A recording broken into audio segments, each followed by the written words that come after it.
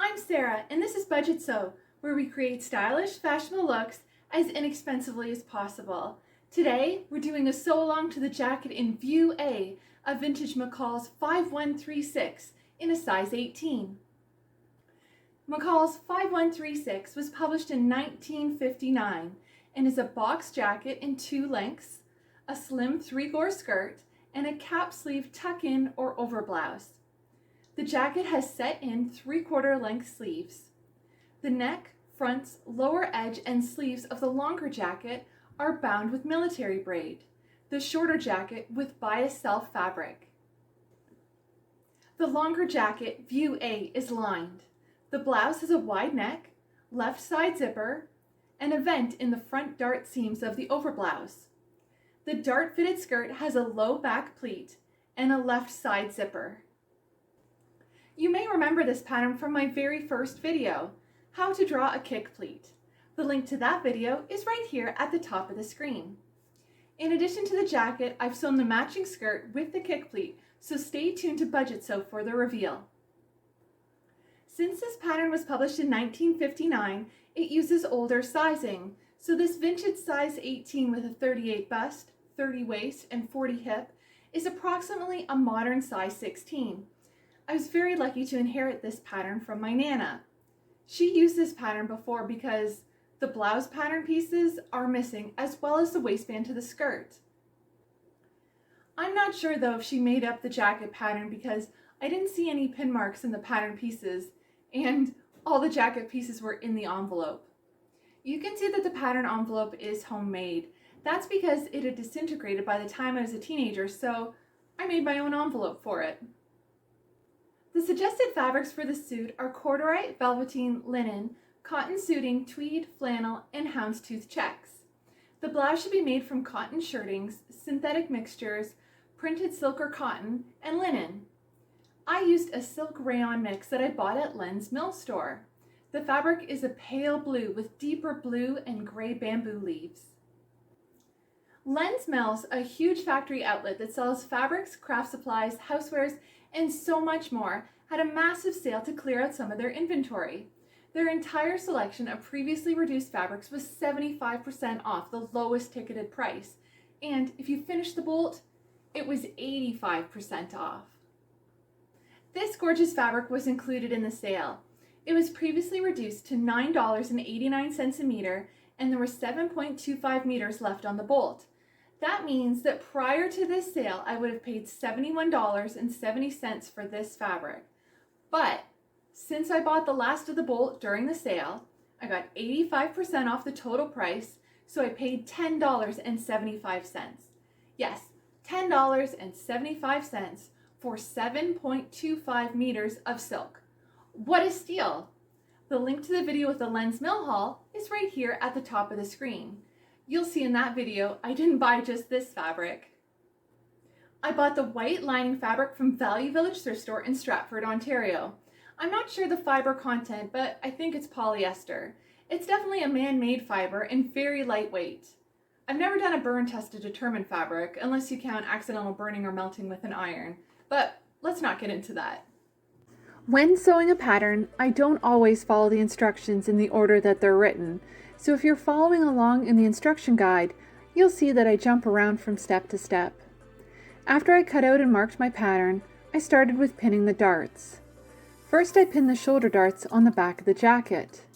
I marked my darts with pale lavender thread that I bought in a bag of old wooden spools of thread from Value Village. I don't use any of this thread to sew together my garments, but rather for marking purposes only. I also use the empty old wooden spools for French knitting. Hammer 4 nails in the wooden spool and you're ready to go. Next I pin the darts in the front of the jacket. I love how the old instructions are written. Stitch dart in front by folding dart on solid line and stitching the double thickness of fabric together along the dotted line. And then I jump ahead to the sleeves and pin the darts. I love how this pattern has both back, shoulder, and sleeve darts. I find that these little additions to the pattern have a great impact, a better fit, and a custom look. Instead of leaving the lining until after the jacket has been constructed, I pin the darts in the lining right after I pin the darts in the jacket. For the most part, what you do to the jacket pattern pieces must be done to the lining pieces too. I started by pinning the shoulder darts in the back lining pieces. You can see my little lavender threads marking the darts much better on the white lining fabric.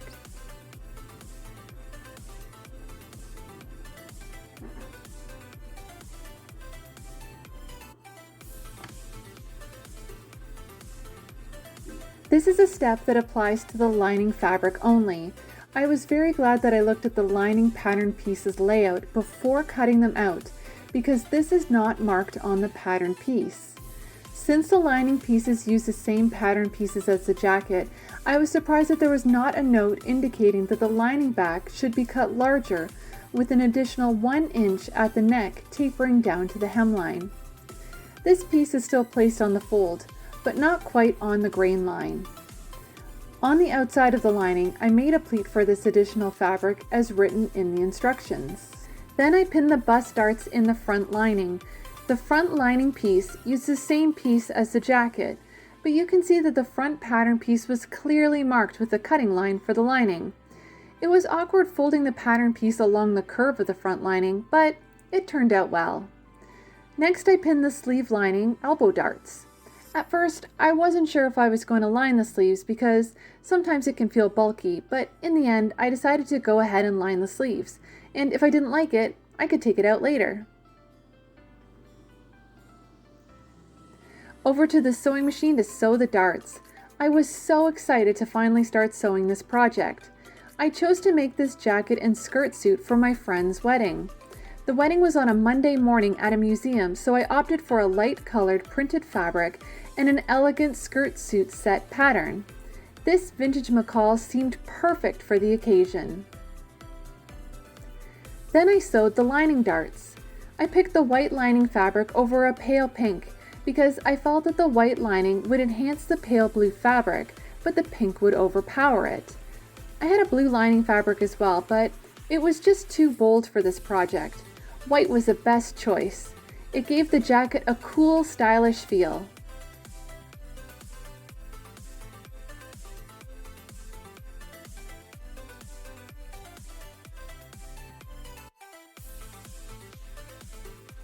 Then I sewed the back neck pleat in the lining. The instructions say, on outside, make center back pleat in lining and catch stitch in place from neck edge down 3 inches. Instead of catch stitching, I machine sewed this in place. The instructions show a lot of hand stitching, but I mostly machine sewed this jacket. In the past, I was not a fan of pressing my sewing, but in recent years, I've seen the difference that it makes to the garment. I press the shoulder darts towards the center back and the bust darts downwards. Then I pin the front to the back at the side and shoulder seams, matching notches 1 of the shoulder and 2 of the side seam. I like how the notches are numbered on this pattern so you won't mistake which notches to pin together. As you can see, I cut my notches outward rather than into the seam allowance. I was really glad that I did this because this fabric frayed terribly and I couldn't imagine the mess that it could have made to the jacket seam allowances. The easy sewing guide of the pattern has a part about clipping the notches. It says cut in notches not more than half the width of the seam allowance. For fabrics that ravel easily, cut notches outside of seam allowance while cutting out garment. Thank goodness I stuck to my habit and cut them outward. I also pressed the darts on the sleeve downward towards the hem. Then I folded the sleeve in half and pinned the sleeve seam matching notches 5 together. The sleeves are not needed at this point, but it's nice to have them all set to go when I do need them, rather than constructing them after the body of the jacket has been sewn. In addition, I pressed the lining. The shoulder darts were pressed towards the center back, and the neck pleat was pressed in place, and the bust darts were pressed downward. Then I pinned the front lining to the back lining at the side and shoulder seams, matching notches 1 of the shoulder and 2 of the side seam. One thing I really like about this pattern is that it comes with a McCALL'S easy sewing guide for step-by-step cutting, assembling, and alterations. This guide includes how to straighten fabric. Straighten ends of fabric by tearing across, or if it does not tear well, draw a thread across, then cut on the line of drawn thread. It even has drawings so that its meaning is clear. Nowadays, I find that a lot of fabric isn't woven straight, so this tip is very handy to get the best drape of your fabric. Included in this section is a for nap and one-way designs. Lay pattern pieces all in one direction on fabrics as shown in layouts marked with nap. For velveteens and corduroys, the nap should run upward. For fabric with a flat nap such as pan velvet or broadcloth, the nap should run downwards. I think that specifically naming these fabrics and detailing their nap is very helpful for all who sew. I also pressed the darts on the sleeve linings downwards towards the hem.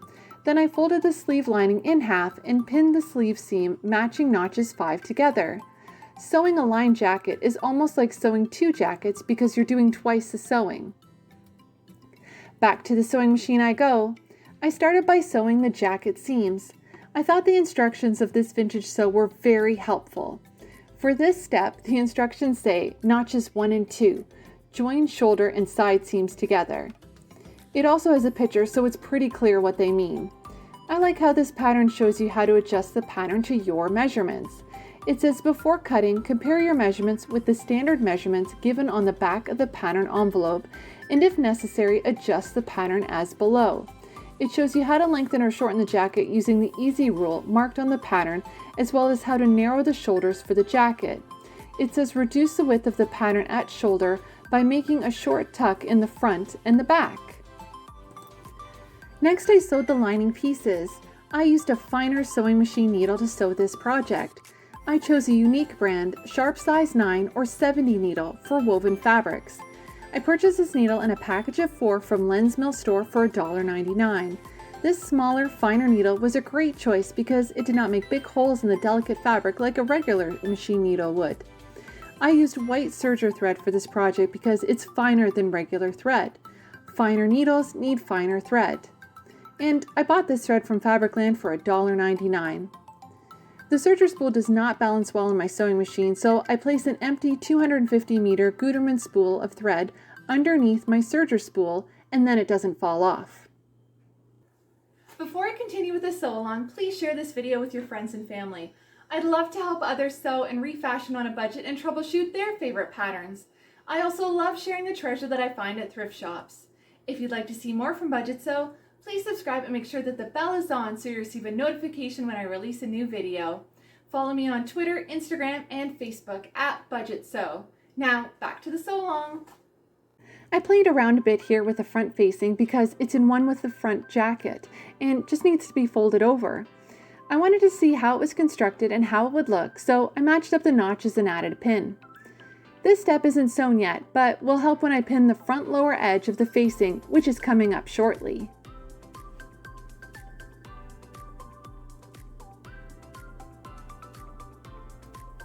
Next, I pinned the back neck facing to the shoulder edges of the front facings. I thought it was quite smart to have the facings in one with the jacket front. Less bulk and less seams meant a clean, crisper look.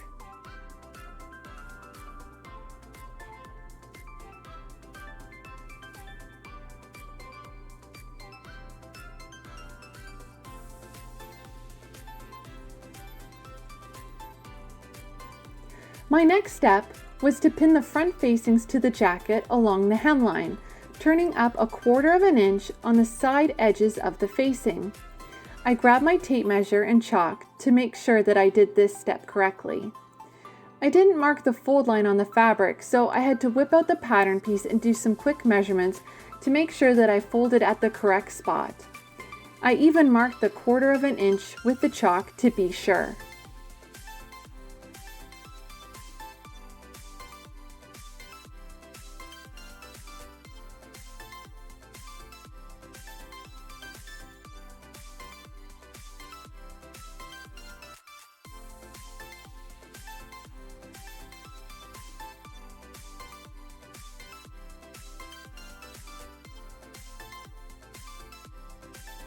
Moving on from the body of the jacket to the sleeves. The instructions show to snip the hemline corner on the sleeve seam. Then I turned up the lower edge of the sleeve on the hemline. I should have pressed the sleeve seams open as detailed in the pressing section of the general instructions of this pattern. It says, press seams and sections as the work progresses. Press each seam open after stitching unless the directions state otherwise. Since I missed this step, I found it more difficult to line up the seams when turning up the hem.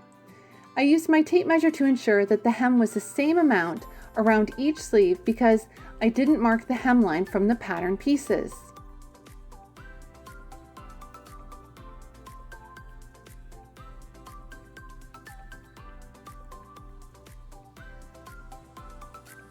Back at the sewing machine, I sewed the hems of the sleeves.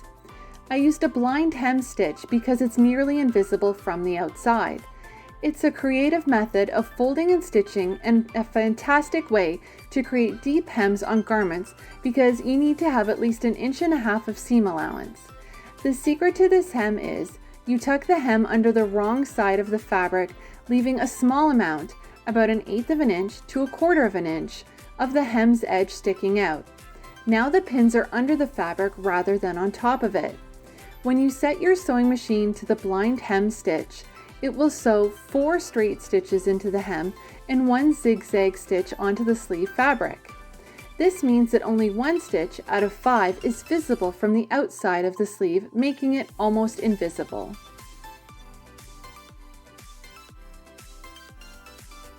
After the hems were sewn, I stitched the neck facings together using a regular straight stitch. Step 4 of the facing says, stitch facing to jacket along hemline, turning up 1/4 inch on the side edges of facing. I forgot to sew the turned up 1/4 inch. I just left it not sewn, so I had to fix it on both sides of the jacket front.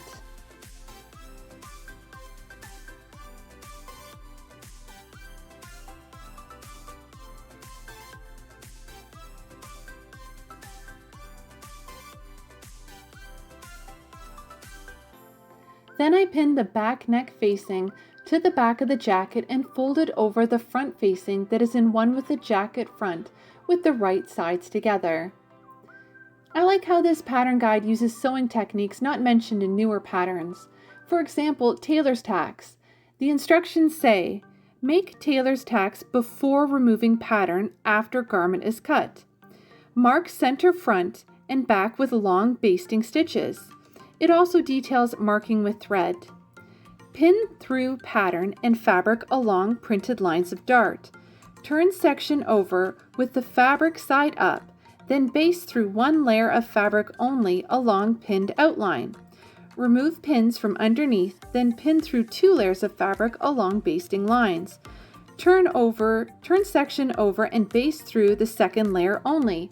Remove pins. Then I pin the fully pressed and hemmed sleeves into the armhole, right sides together, matching notches underarm seams, the large sleeve circle to the shoulder seam, and the small circles on the sleeve to corresponding circles on the jacket. To ease in fullness at the top of the sleeve, I ran a gathering thread between the notches and drew up the thread ease so that the sleeve fit in the armhole. At this point, I was second guessing lining the sleeves because I thought about the additional bulk under the arms. Then I thought, the lining fabric isn't too thick, and the jacket isn't tight fitting, so it should be okay. I'll line the sleeves and see how it goes. Fingers crossed. Next, I hemmed the lining. I didn't follow the instructions for this step. The instructions say, turn up lower edge of lining so that it's 5/8 inch shorter than the jacket, then slip stitch hem of jacket. I didn't want to hand sew the hem of this lining. Instead, I hemmed the lining 5/8 inch shorter than the hem of the jacket before sewing it in place. Another great thing about the sewing guide that accompanies this pattern is that it shows you 4 different ways to finish your seams. It suggests overcasting seam edges, pinking seam edges, binding seam edges, and finally turned in and stitched seams. I like that there's a drawing of each type so you can make the best choice for your garment. I didn't use any of these techniques on my jacket because it's lined. However, if I had sewn view C of the jacket, the cropped version, I would have picked one because the jacket is unlined. I used the same technique on the sleeve linings as I did on the lining of the body of the jacket. The instructions say turn under lower edge of lining so that it is 3/4 of an inch shorter, then slip stitch to the hem of the sleeve. This step is to be completed when the full lining is in the jacket. Instead of doing this, I pressed up the sleeve lining's hem 3/4 of an inch shorter than the hem of the sleeves before inserting it into the jacket. At the sewing machine, I sewed the facings to the jacket at the neck. I like that I was able to use white thread for both the jacket and the lining. I had a few pale blue Gutermann spools of thread in my collection, but none of them were quite pale enough or the blue was too green, so the white serger thread was the best match for the jacket.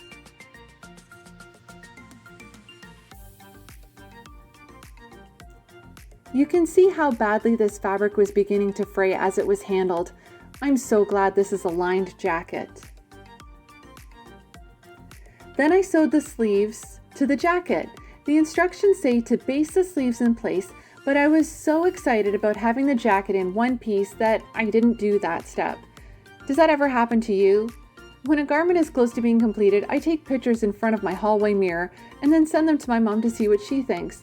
Most of the time the hem isn't sewn, or I've only attached one sleeve, or I haven't sewn the facings down. Then I forget to send her a photo of the completed garment. I'm so silly.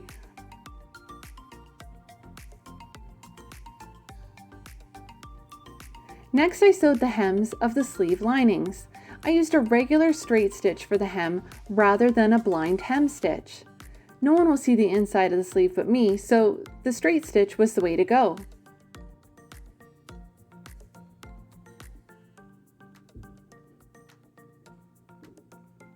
Then I sewed the hem of the jacket lining. I used a straight stitch for this hem as well. It made the project just zip along.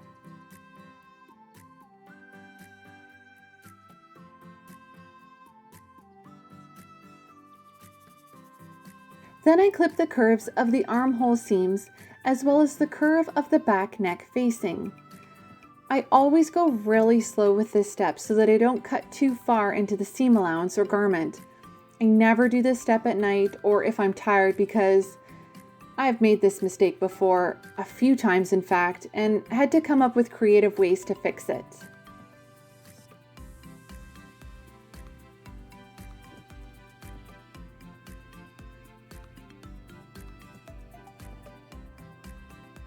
Then I pinned up the hem of the jacket, completely enclosing the raw edge of the fabric. I also pinned down the facing because I'm going to sew it in place. The pattern calls for military braid binding to be added to the edge of the jacket, so this step is not in the instructions. I didn't use any military trim because I felt that any trim that I overlaid on the jacket took away from the simple elegance of the bamboo leaf print fabric. Back at the sewing machine, I sewed the facing down about 1/4 of an inch from the edge using a straight stitch. Then I sewed the jacket hem. I used a blind hem stitch for a polished look, just like I did on the sleeve hems. This stitch is barely visible.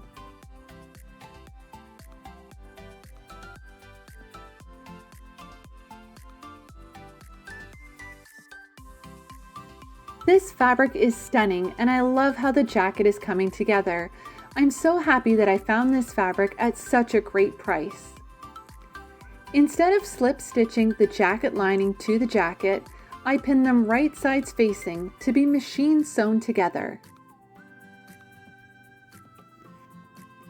Back at the sewing machine, I sewed them together, pulling out the pins as I sewed. I really enjoyed making up this jacket pattern. It made me smile sewing my Nana's pattern on my Nana's sewing machine.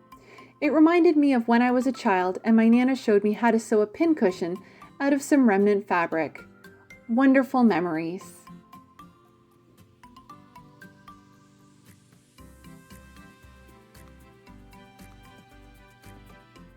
A vintage pattern sewn on a vintage sewing machine.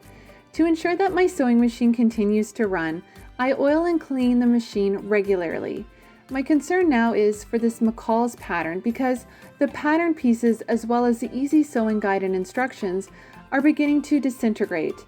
I think it would be best to trace the pattern onto tissue paper before using it again, and the instructions should be copied on a scanner and printed to prevent further deterioration. What are your thoughts on this old pattern? What have others done with their vintage patterns? Please leave me a note in the comments section below.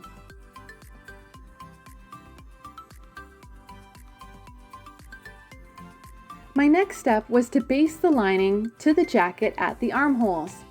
I used lots of pins so it didn't slip.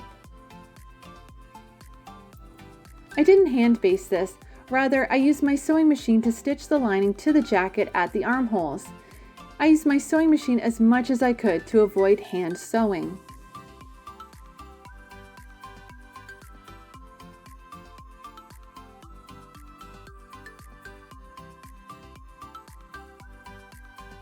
My final step was to hand sew the sleeve lining to the jacket. To do this, I drew the lining over the sleeve and tacked the underarm seams together first. Then I turned in and hemmed the sleeve lining to the armhole of the jacket, completely encasing the raw edge and easing in the fullness as I went. Here is the finished jacket.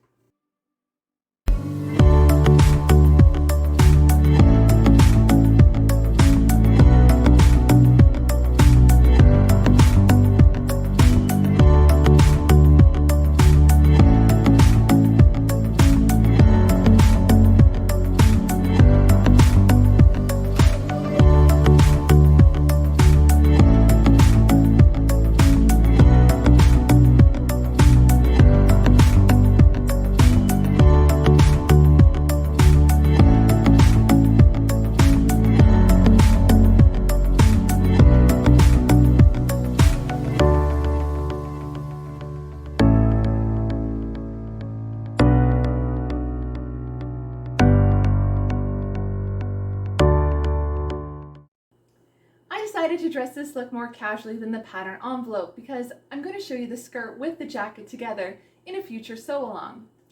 To complete the look, I'm wearing a 9 West white t-shirt with grommet trim that I bought at Value Village. I bought the Tommy Hilfiger jeans from the Hudson's Bay Company. The earrings came from the Salvation Army charity store, and the shoes are Comfort Plus by Predictions from the Payless shoe store. I hope you enjoyed this sew-along to Vintage McCALL'S 5136. Please like and share this video with your friends and family.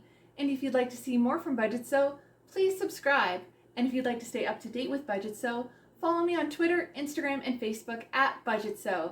Thanks for watching. See you next time.